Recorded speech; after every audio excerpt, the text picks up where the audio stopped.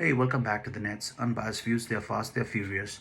Topics to be covered today: South Africa versus Sri Lanka, New Zealand versus Pakistan, and then the big one, Australia versus India. Also, in the last few days, there were a few awards that were given out by the ICC. I don't know what they really mean in the big run, but nonetheless, there were teams that were decided and awards that were given out. Let's just start with the first one. Oh, before we go anywhere, can you please hit the like button, hit the subscribe button, and give me a shout out if you can? That will help me a lot. So, starting with the first topic, South Africa versus Sri Lanka at the Centurion. Fast scoring game, high scoring game. Sri Lanka put in a pretty decent total to begin with, 360 odd. South Africa scored. On top of that, they got 600 odd. Sri Lanka is behind 230, 260 as they uh, come in on the second inning. And as it stands right now, Sri Lanka has lost 2 wickets. They are 39 for 2. So it may not end really well for Sri Lanka, and South Africa would finally be able to break that chain um, that they have against Sri Lanka. They were 4-0 down coming into this test match. So let's just hope it's a good game again. It's a close game on the final day. Always nice to see test matches and that way. Uh, Faf du Plessis, you could actually see that he's playing a lot better with no pressure of captaincy. He scored 199. He was able to be the Faf du Plessis that we know of. He was able to dictate, take the game to the bowlers, and again he made 199 in 276 balls, which is commendable.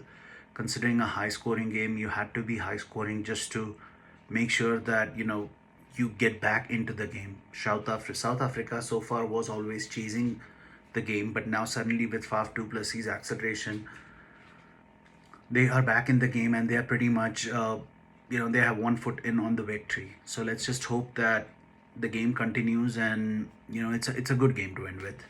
Um, Next topic was New Zealand versus Pakistan. New Zealand imposing total. Pakistan comes into bat and they lose 60 for 5. Brilliant batting by Fahim Ashraf and Rizwan Hussain. Rizwan is probably making a mark for himself. He is uh, consistently performing, and it definitely puts a thought in the selector's head if Rizwan can be played as a genuine batsman. It will be nice if that happens because that way Pakistan's batting lineup can be balanced a little bit. The bowlers are not really performing as well.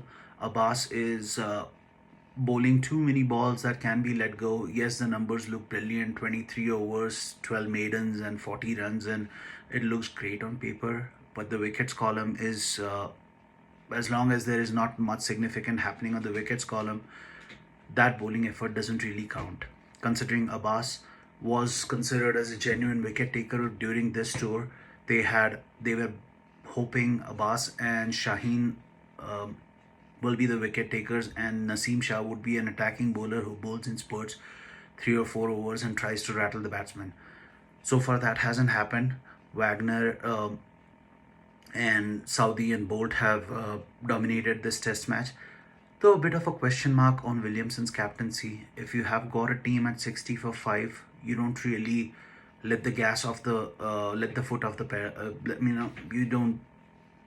you don't let the uh, foot off the gas. You always try to dominate. You always try to rattle the team out and try to get them out before 100, 150. So Pakistan managed to reach 239, avoid the follow on, which was a moral victory for them.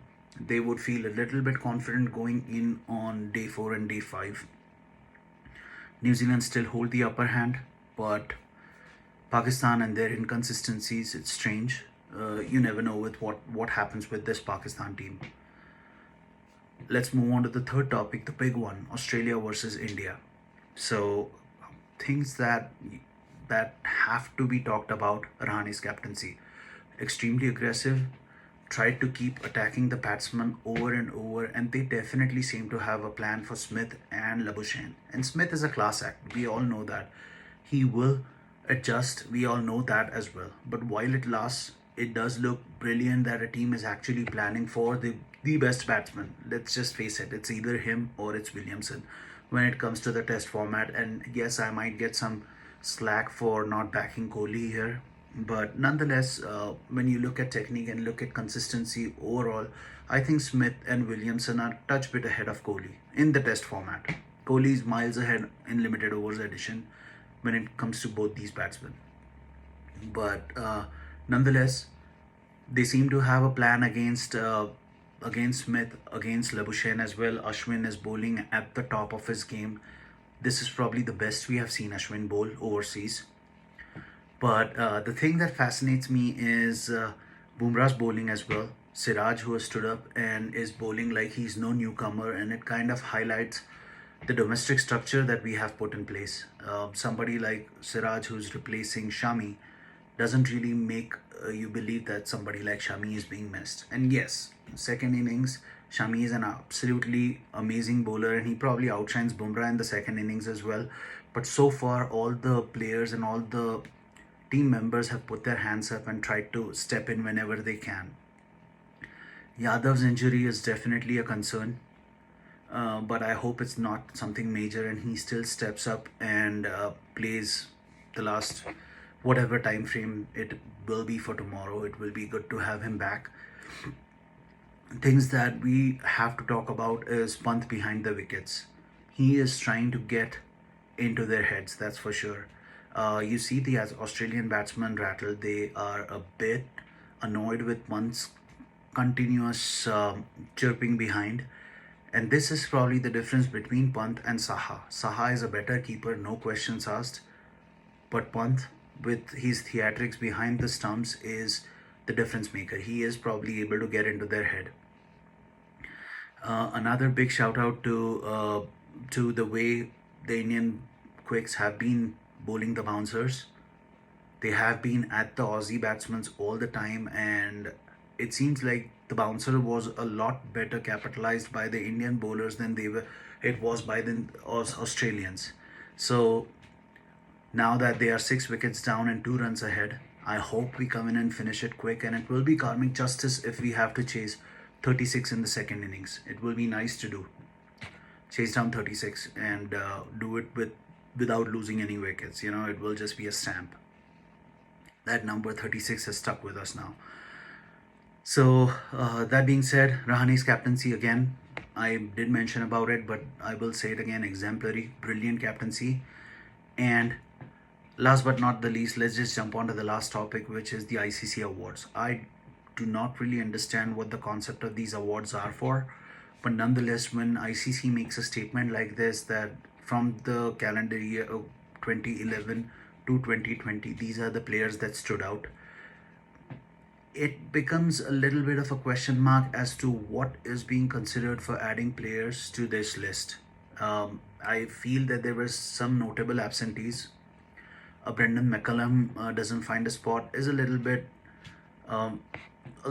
strange. And yes, we have Mahendra Singh Dhoni who is being a part of that. But Brendan McCullum for me is, he opens and he also super aggressive, keeps wickets. So I feel that his exclusion is a little bit strange. Pollard has not really been as effective for his international side as much as he has been for the franchisee. So that is strange. And again, I know it could be super biased for me to say this, but it is strange that somebody like Jadeja, who has been ICC's #1 bowler in the test format, who has been an exemplary batsman and is batting at number 7 and having an average of 40s in the last 5 to 7 years, is not finding a part. But then again, these awards mean nothing. And to make things, and on a lighter note, let's just finish on a lighter note. Sanjay Manjrekar announced his best 11 yesterday, and he left out Mahendra Singh Dhoni. So whatever that agenda is, but it's starting to get a little bit more ridiculous. It's been more ridiculous than Mushtaq Ahmed saying Jadeja is an ordinary batsman. And on that note, let's just end today's show. So guys, please do give me a shout out. Please do follow and subscribe me if you haven't done that already. And hopefully we will watch India beat Australia at the MCG today. Talk to you guys soon. Have a good rest of the day, and wherever you guys are, stay safe, stay healthy. Thank you.